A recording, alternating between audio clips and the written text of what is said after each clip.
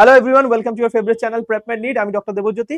আর আজকে তোদেরকে যে টপিকটা আমি পড়াবো, তারা অনেকেই কমেন্ট সেকশনে অনেকবার বলেছিলিস যে স্যার ইসিজি টপিকটা এনসিইআরটির ভিত্তিতে আপনি একবার সহজ করে পড়িয়ে দিন। তো আজকে আমরা ইসিজি টপিকটা শিখবো এবং ইসিজির মধ্যে যত ইম্পর্টেন্ট কনসেপ্ট আমাদের এনসিইআরটি মেনশন করেছে সব কটা বলবো। ফার্স্ট কনসেপ্ট হচ্ছে ইসিজি কথাটার মানে হচ্ছে ইলেকট্রোকার্ডিওগ্রাফ।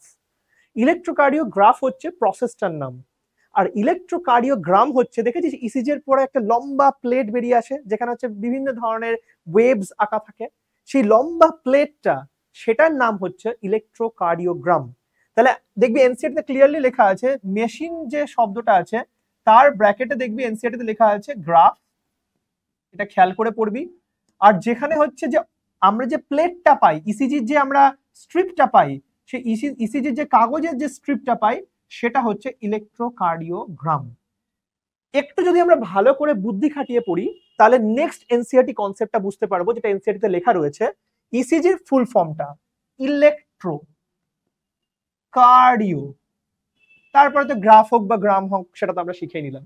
ইলেকট্রো কথাটার মানে হচ্ছে যে এটা electrical activity of the heart ডাই, মানে আমার যদি এটা হার্ট মাসেল হয়, এই হার্টের মধ্যে ইলেকট্রিক্যাল অ্যাক্টিভিটি কে জেনারেট করে? হার্টের ইলেকট্রিক্যাল অ্যাক্টিভিটি আমরা খুব ভালো করে জানি, আমাদের SA node, AV node, bundle of His, Purkinje fiber, এরা হচ্ছে আমাদের ইলেকট্রিক্যাল অ্যাক্টিভিটিকে কন্ট্রোল করে। তাই এদেরকে মেজার করতে পারে হচ্ছে ইসিজি। বোঝা গেল? তাহলে ইসিজি মানে হচ্ছে হার্টের এই যে এসএ নোডের অ্যাক্টিভিটি কেমন চলছে, এভি নোডের অ্যাক্টিভিটি কেমন চলছে, বিওএইচ বা বান্ডেল অফ হিজের অ্যাক্টিভিটি কেমন চলছে, বা পার্কিনজি ফাইবারের অ্যাক্টিভিটি কেমন চলছে, that is measured by ECG. So electrical activity, এটা হচ্ছে নেক্সট কনসেপ্ট, যে আমরা কি মেজার করি? ইলেকট্রিক্যাল অ্যাক্টিভিটি মেজার করি। এবার মেজার করার জন্য আমাদের কি, মানে কিভাবে মেজার করি? মনে কর তুই একটা মানুষ, অনেকেই হয়তো নিজের দাদু দিদাকে দেখেছিস ইসিজি হতে, বাবা মাকে দেখেছিস ইসিজি হতে, অনেক সময় কম বয়সেও ইসিজি করতে হতেই পারে। তো ইসিজি জিনিসটা কিভাবে করা হয়? অ্যাজ পার এনসিইআরটি যেইটুকু কনসেপ্ট লাগবে আমরা সেটুকুই পড়বো। এনসিইআরটির কনসেপ্ট অনুযায়ী ইসিজি করতে গেলে আমাদের যেটা লাগে, এবং এটাই ট্রুও, সেটা হচ্ছে লিডস লাগে। লিডসটা কি? লিডস হচ্ছে ইলেকট্রোডস। তাহলে লিডস হচ্ছে ইলেকট্রোড। কতগুলো ইলেকট্রোড লাগে? দেখ, একটা কনসেপ্ট হচ্ছে যেটাকে আমরা বলি পেয়ার্ড লিডস বলি, মানে হচ্ছে পেয়ার্ড ইলেকট্রোড, মানে যার একটা প্লাস সাইড আছে, যার একটা মাইনাস সাইড আছে। এনসিইআরটি তে শুধু এই লিডস গুলোর কথাই মেনশন করেছে, তাই আমরা আগে এগুলো ভালো করে পড়ে নিই। এনসিইআরটি অনুযায়ী এই লিড গুলো বসানো হয় হচ্ছে ডান কবজিতে বসালি, বাম কবজি মানে বাম রিস্টে বসালি, so right wrist, left wrist এবং লেফট অ্যাঙ্কেল, এই তিনটে জায়গাতে আমরা বসাই। একটাতে এই তার মানে একটা লিড থাকবে যেটা রাইট রিস্টকে লেফট রিস্টের সাথে কানেক্ট করবে, একটা লিড থাকবে যেটা লেফট রিস্টকে লেফট অ্যাঙ্কেলের সাথে কানেক্ট করবে, আর একটা লিড থাকবে যেটা লেফট অ্যাঙ্কেলকে রাইট রিস্টের সাথে কানেক্ট করবে। তাহলে কোথায় আমি কোনো লিডস বসালাম না, সেটা হচ্ছে রাইট অ্যাঙ্কেলে। এই কনসেপ্ট যেন মাথায় থাকে যে রাইট অ্যাঙ্কেলে কিন্তু কোনো লিডস আমরা বসাই না। এবং দেখ, এখানে একটা ট্রায়াঙ্গেল ফর্ম হলো না, এই ট্রায়াঙ্গেলটা আমরা নাম দিয়েছি বিজ্ঞানী আইনথোভেন। আইনথোভেন হচ্ছে তিনি ইসিজি প্রসেসটাকে ডিসকভার করেছিলেন, তার নামকরণ অনুযায়ী এটাকে আমরা বলি হচ্ছে Einthoven triangle. Einthoven triangle, very important concept, Einthoven triangle এটাকে আমরা বলি। এবং আমরা এটাকে কি বললাম, যে তিনটে লিডস এর কথা আমি বললাম, পেয়ার্ড লিডস যেগুলোকে আমরা বলি, তিনটে লিডস এর কথা বললাম। এবার এনসিইআরটি তে নেই, জাস্ট তোদের মনে প্রশ্ন যাচ্ছে যে যখন ইসিজি দেখেছিলাম তখন স্যার চেস্টেও তো লিড বসিয়েছিল, ওগুলো কি? সেগুলোকে আমরা বলি পেক্টোরাল লিডস, সেগুলো নিয়ে জানতে হবে না। যদিও এছাড়াও হচ্ছে এভিআর, এভিএল এরকম অগমেন্টেড লিডস আছে, সেগুলো তোদেরকে জানতে হবে না। অ্যাকচুয়ালি আমরা এখন যেটা করি সেটা হচ্ছে 12 লিড ইসিজি করি। এই 12 লিড ইসিজির বাকি লিড গুলো কি কি সেগুলো নিয়ে জানার কোনো দরকার নেই। তোদেরকে শুধু আমি যেটা শিখিয়েছি সেটা হচ্ছে লিড 1, লিড 2, লিড 3 বলে যেটা শিখিয়েছি, তোদেরকে আমি শুধু শিখিয়েছি হচ্ছে লিড 1, লিড 2, লিড 3। মানে পেয়ার্ড লিড কতগুলো থাকে সেটা হচ্ছে তিনটে পেয়ার্ড লিড থাকে, মানে ছটা ইলেকট্রোড, তোদেরকে ছটার হিসেবটা আমি শিখিয়েছি। জাস্ট এইটুকু মনে রাখলে তোদের জন্য যথেষ্ট। নেক্সট কনসেপ্ট হচ্ছে যেটা জানতে হবে, যে ইসিজি দিয়ে আমরা কিরকম গ্রাফ পাই। তাহলে কি বললাম, এই যে তোর এসএ নোড, তারপর ধর এভি নোড, তারপরে ধর বান্ডিল অফ হিজ, তারপরে ধর পার্কিনজি ফাইবার, শুধু আমি সেইটুকুই আঁকলাম যেটুকু আমি ইসিজি দিয়ে মাপতে পারবো। বাকি জিনিসগুলো কিন্তু ইসিজি আমি মাপতে পারবো না। তুই যদি আমাকে এখন জিজ্ঞেস করিস যে বাকি যে নর্মাল মায়োকার্ডিয়াম সে কতটা কন্ট্রাক্ট করলো, কতটা রিল্যাক্স করলো, সেটা কিন্তু আমাকে সেটা দেখার জন্য আমাকে ইকোকার্ডিওগ্রাম করতে হবে, ইসিজি দিয়ে হবে না। এবার যেটা বক্তব্য, যে আমি যখন এখানে ইসিজি মানে পুরো হার্টের ওপর যখন মানে পুরো হার্ট থেকে যে ইলেকট্রিসিটি মানে হার্টে যে ইলেকট্রিসিটি জেনারেট করলো সেটা যখন আমি মেজার করলাম ইলেকট্রোড বসিয়ে বসিয়ে, তুই বলতেই পারিস কোথায় হার্টের উপর তো বসালেন না, আপনি বসালেন তো এত দূরে। তার কারণটা হচ্ছে যে আমাদের বডির যে যত ফ্লুইড আছে আমাদের সাইটোপ্লাজমস এর মধ্যে, সেগুলো তো পিওর জল না। পিওর জল যদি না হয়, পিওর ওয়াটার যদি না হয়, দে ক্যান ক্যারি ইলেকট্রিসিটি। তাই জন্য আমার বডিতে কিন্তু সারফেস দিয়ে আমার ইলেকট্রিসিটি, সেটা হয়তো খুবই কম মাত্রার, খুবই কম মানের একটা পোটেনশিয়াল বা ইলেকট্রিসিটি, তুই হয়তো শক লাগছে না তোর, তুই ওরকম আশা করিস না তোর শক লাগবে, হার্ট তোকে শক দেবে, ঠিক আছে, কিন্তু ডেফিনেটলি সেই ইলেকট্রিসিটি কিন্তু আমাদের ট্রান্সফার হয়ে হয়ে কিন্তু আমাদের রিস্টে বা অ্যাঙ্কেলে যাচ্ছে, এবং সেটাকেই আমরা মেজার করছি। তাই এটা আরেকটা কনসেপ্ট আমরা ক্লিয়ার করে নিলাম। আর এই যখন আমরা গ্রাফিক্যালি রিপ্রেজেন্ট করবো যে electrical activity of the heart, তখন আমি এক্স অ্যাক্সিস আর ওয়াই অ্যাক্সিস ড্র করব। As per the NCERT topic, as per NCERT concept, X অ্যাক্সিসে থাকবে টাইম, ওয়াই অ্যাক্সিসে দিব হচ্ছে ভোল্টেজ যে বা পোটেনশিয়াল যেটাকে বলি। যখনই ড্র করছি তখন দেখ প্রথমে একটা এরকম ওয়েভ ড্র করলাম, সেটাকে আমরা বলি হচ্ছে পি ওয়েভ। তারপরে আমরা হচ্ছে একটা স্ট্রেট লাইন ড্র করি, ভালো কথা। তারপরে একটা ছোট্ট নিচের দিকে ওয়েভ ড্র করলাম, তার নাম হচ্ছে কিউ ওয়েভ। তারপরে উপরের দিকে একটা পজিটিভ ওয়েভ ড্র করলাম, তাকে বলি আর ওয়েভ। তারপর নিচের দিকে আবার একটা ওয়েভ ড্র করলাম, সেটাকে আমরা বলি এস ওয়েভ। তারপরে আবার সোজা লাইন বা এটাকে আইসো ইলেকট্রিক লাইন বলি। তারপরে আবার আর একটা ওয়েভ, সেটা হচ্ছে টি ওয়েভ। অনেক সময় অ্যাথলিটদের আর একটা ওয়েভ থাকে ইউ ওয়েভ, না জানলেও চলবে। আর যদি ইউ ওয়েভ না থাকে তাহলে টি ওয়েভের পর আবার রিপিট হয়ে যাবে, কিছুটা গ্যাপ পড়বে, দিয়ে আবার স্টার্ট হয়ে যাবে আর একটা পি ওয়েভ, কিউআরএস টি, এইভাবে চলতে থাকবে। তাহলে আমরা কি বুঝলাম? আমাদের এখানে আমি আবারও বলছি, পজিটিভ ওয়েভ কোনগুলোকে বলে? পি ওয়েভটা দেখ উপর দিকে আছে পজিটিভ ওয়েভ, আর ওয়েভটা দেখ উপর দিকে আছে পজিটিভ ওয়েভ, আর কিউ ওয়েভটা নিচের দিকে আছে নেগেটিভ ওয়েভ, আর এস ওয়েভটা নিচের দিকে আছে নেগেটিভ ওয়েভ, টি ওয়েভটা উপরের দিকে আছে পজিটিভ ওয়েভ, পি ওয়েভটা ইভেন উপরের দিকে আছে পজিটিভ ওয়েভ। আর যে জায়গাগুলোতে কোনো ডিফ্লেকশন হচ্ছে না, যে জায়গাগুলোতে একদম পোটেনশিয়াল মানে একদম সেম পোটেনশিয়াল থাকছে, এটাকে বলে ইলেকট্রো আইসো ইলেকট্রিক লাইন্স বলি। তাহলে এই যে পি এবং কিউ এর মাঝে যে সেগমেন্টটা, এটা একটা আইসো ইলেকট্রিক লাইন, এবং এস এবং টি এর মধ্যে এই সেগমেন্টটাকে বলা হয় আইসো ইলেকট্রিক সেগমেন্ট। তেমন টি আর পি এর মধ্যে সেগমেন্টটাকে বলা হয় টিপি সেগমেন্ট, এটাও কিন্তু আইসো ইলেকট্রিক সেগমেন্ট। তাহলে আমরা কি শিখলাম? এই একটা নতুন শব্দ শিখলাম, আইসো ইলেকট্রিক সেগমেন্ট। এখন ইম্পর্টেন্ট হচ্ছে এই যে আইসো ইলেকট্রিক সেগমেন্ট শিখলাম, পজিটিভ ওয়েভ শিখলাম, নেগেটিভ ওয়েভ শিখলাম, কোনটা কাকে মানে কি রিপ্রেজেন্ট করে? পি ওয়েভ যেটা রয়েছে মাথায় রাখবি, পি ওয়েভ রিপ্রেজেন্ট করে যে তোর অ্যাট্রিয়ামের মধ্যে ডিপোলারাইজেশন হয়ে গেছে, মানে সেলের মধ্যে প্লাস প্লাস প্লাস প্লাস বেশি আছে। Depolarization and repolarization I think সবাই জানিস। যদি আমাদের কোনো সেলের মধ্যে জেনারেলি, আশা করছি সবাই জানিস যে আমাদের নর্মালি কি হয়, যে সেলের মধ্যে আমাদের সেলের ভেতরটাতে থাকে হচ্ছে নেগেটিভ, আর সেলের বাইরে থাকে পজিটিভ, এবং জোড়াই জোড়াই থাকছে, মানে নেগেটিভের উল্টো দিকে একটা পজিটিভ, ঠিক যেরকম করে ব্যাটারি হয় সেরকম টাইপের ভাবতে পারিস।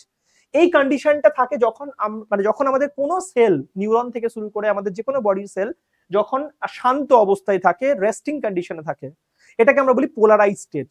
কিন্তু কোনো কারণে এই বাইরের পজিটিভিটি যদি ভিতরে ঢুকে যায় এবং ভিতরের নেগেটিভিটিকে যদি পজিটিভিতে মানে পজিটিভ করে দেয় এবং বাইরের পজিটিভটাকে যদি নেগেটিভ করে যায়, তাহলে ঠিক ব্যাটারিটা যেন উল্টে গেল, এইটাকে আমরা বলি ডিপোলারাইজেশন।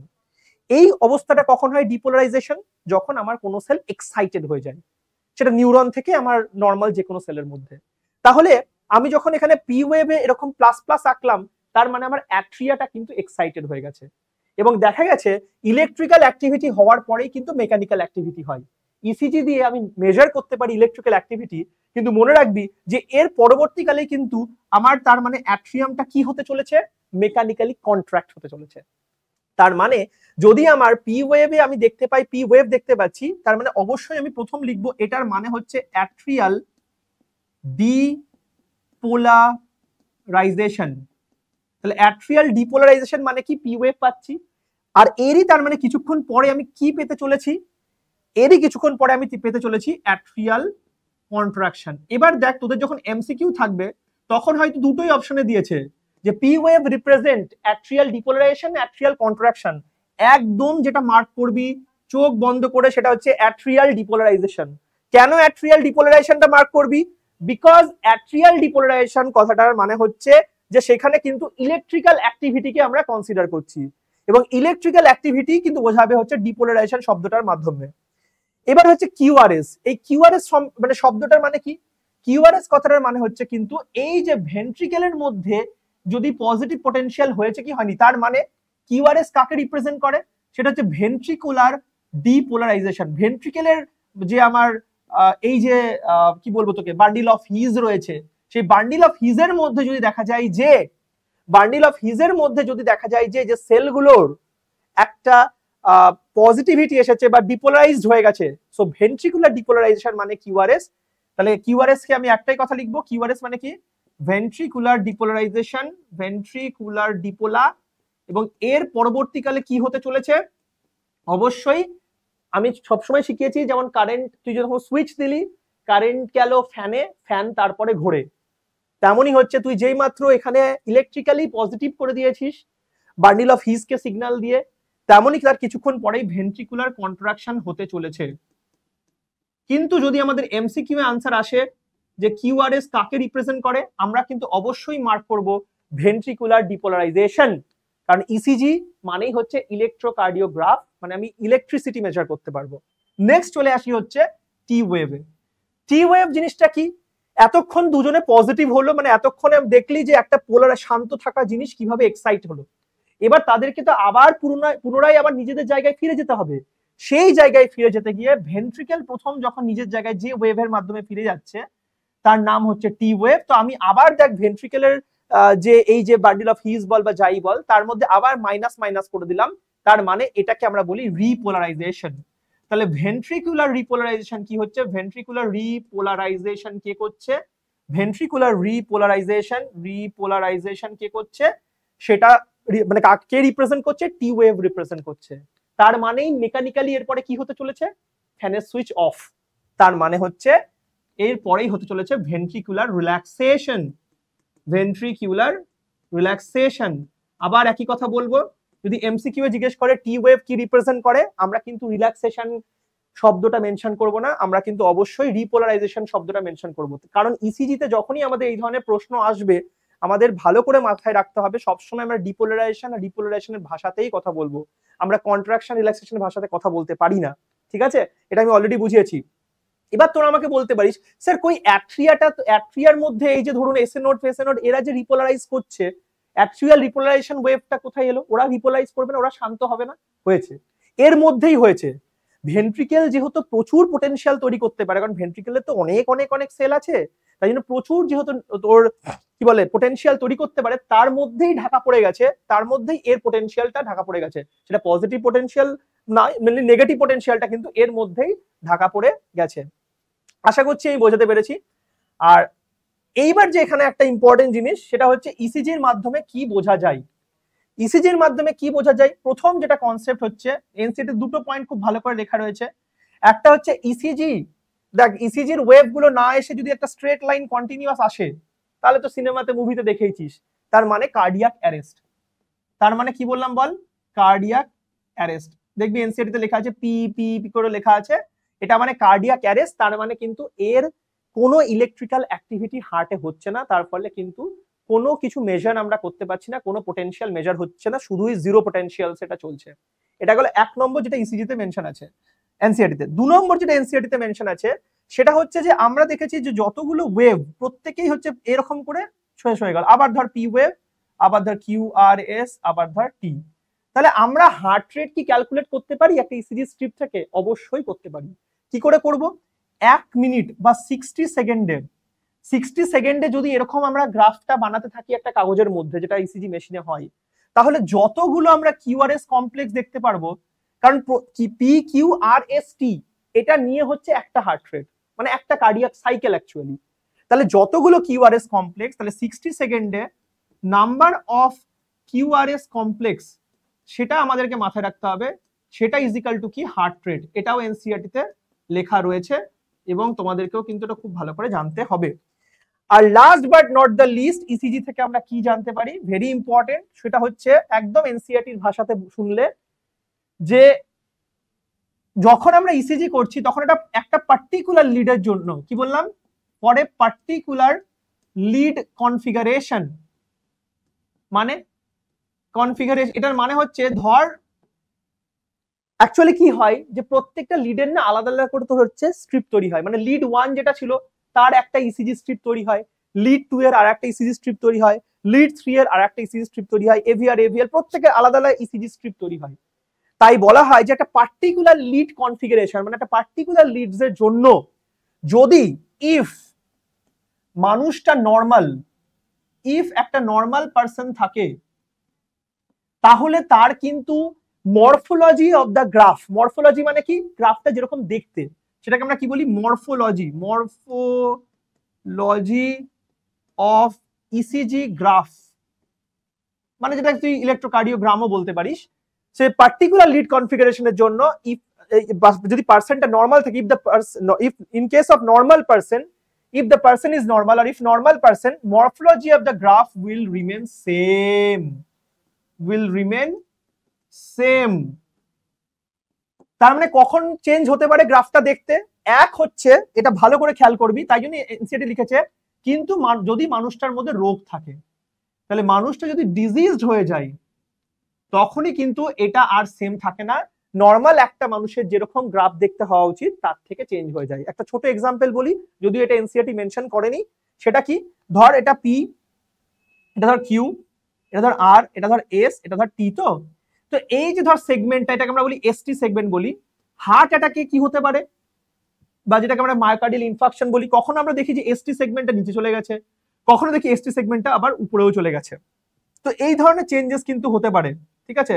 আবার কখনো দেখতে পাই যে এই যে কিউ ওয়েভটা সেটা অনেক ডিপ হয়ে গেছে, তার মানেটা কি, তার মানেটা হচ্ছে কিন্তু মানুষটা নর্মাল নেই। তাই জন্যই কিন্তু একই লিড, একটা পার্টিকুলার লিড, ধর লিড 1 থেকে তুই আগে একটা নর্মাল মানুষের ছবি নিয়েছিলিস তখন একরকম দেখতে পেয়েছিস, আর যখন তুই একটা অ্যাবনর্মাল মানে এই যে হার্ট অ্যাটাকের মানুষটার ছবি নিলি তখন দেখলি কিন্তু এই গ্রাফটা দেখতে চেঞ্জ হয়ে গেছে। তার মানে সেটা কি ইন্ডিকেট করে যে মানুষটা নর্মাল নেই, মানুষটা ডিজিজড। পুরো এনসিআরটি তে অ্যানালাইজ করে করে যতগুলো কোর কনসেপ্ট ছিল আমি শুরু থেকে শেষ পর্যন্ত প্রত্যেকটাই বলে দিলাম। ভিডিওটাকে আবার ইচ্ছে হলে বারবার চালিয়ে দেখ, কিন্তু প্রত্যেকটা এনসিআরটির এই ইসিজির কনসেপ্ট থেকেই কিন্তু প্রশ্ন আসতে পারে তোদের সিবিএসসির বোর্ড এক্সামে বল কিংবা নিট এক্সামে। তাই আগামী দিনে নিট এক্সামের ইসিজি থেকে সমস্ত প্রশ্নের উত্তর করতে গেলে এই ভিডিওটা কিন্তু একদম সুন্দর করে দেখে প্রত্যেকটা নোট সুন্দরভাবে নিয়ে নিবি, তাহলে কিন্তু সমস্ত প্রশ্ন যেগুলো রয়েছে সেগুলো আনসার করতে পারবি। কেমন লাগলো কমেন্ট সেকশনে আমাকে অবশ্যই জানাবি যে আমি কতটা সহজভাবে তোদেরকে এটা বোঝাতে পারলাম। আবার দেখা হবে নতুন কোনো একটা ভিডিওতে। তোরা যদি কমেন্টে কোনো ভিডিও নেক্সট ভিডিওর জন্য সাজেস্ট করিস সেটার উপরে আমি তাহলে নেক্সট ভিডিওটা দেবো। আবার দেখা হবে নতুন ভিডিওতে। Bye bye.